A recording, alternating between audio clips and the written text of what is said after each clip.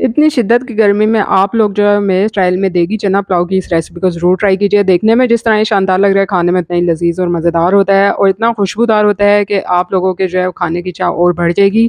तो चलते हैं रेसिपी की जानिब।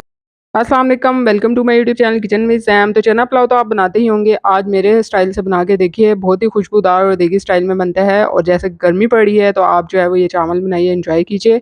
यहाँ पे जो है मैंने कुछ साबुत गरम मसाले लिए हैं और मैंने देगची में जो है वो 2 हांडी के चम्मच के बराबर ऑयल डाला था। साथ ही मैंने इसमें 1 अदद तेज़पात का पत्ता डाल दिया, 2 अदद बड़ी इलायची, 3 अदद जो है वो सब्ज़ इलायची डाली है, 1 टीस्पून जो है वो साबित ज़ीरा डाला है, 4 अदद लौंग, इनको हल्का सा कड़कड़ा लिया था 1 से 2 मिनट।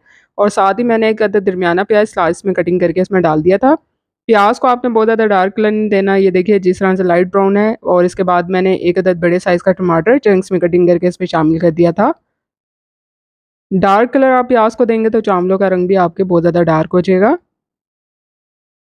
यहाँ पे अब मैं इसमें नमक ऐड कर रही हूँ 1 से डेढ़ टीस्पून। तो जितने मैंने चावल और चने लिए हैं उसके अकॉर्डिंग मैं इसमें मसाले ऐड कर रही हूँ। चने बॉयल करते हुए मैंने कोई नमक ऐड नहीं किया था। साथ ही मैंने 1 टीस्पून लाल मिर्च का पाउडर ऐड किया है। हाफ़ टी स्पून मैंने इसमें लहसुन पाउडर डाला है और हाफ़ टी स्पून मैंने अदरक पाउडर डाला है। आप लोग फ्रेश जिंजर गार्लिक पेस्ट भी ऐड कर सकते हैं। अच्छे से मसाले को हमने 1 से 2 मिनट के लिए भून लेना है। थोड़ी देर मैंने इसको कवर करके रख दिया था 3 से 4 मिनट के लिए, ताकि टमाटर जो हैं वो सॉफ्ट हो जाएँ। तो देखिए 3 से 4 मिनट के बाद मैंने इसमें जो है वो आधा कप के बराबर दही डाल दिया था। फ्लेम आपने मीडियम कर देना है ताकि दही जो है वो आपका इसमें डालते ही फटे नहीं। अब मैंने 1 से 2 टेबलस्पून इसमें बिरयानी मसाला डाला है। आप भी ऐड करके देखें और इसका जायका जो है ना बिल्कुल यूनिक हो जाता है, बहुत ही मज़ेदार हो जाता है। तो आप लोग भी जो है ये ज़रूर ऐड कीजिएगा।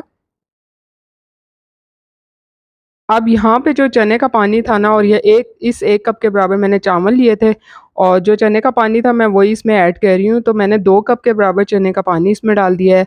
इससे भी टेस्ट आता है इसमें पुलाव में जब आप चने का ही पानी इसमें ऐड करते हैं।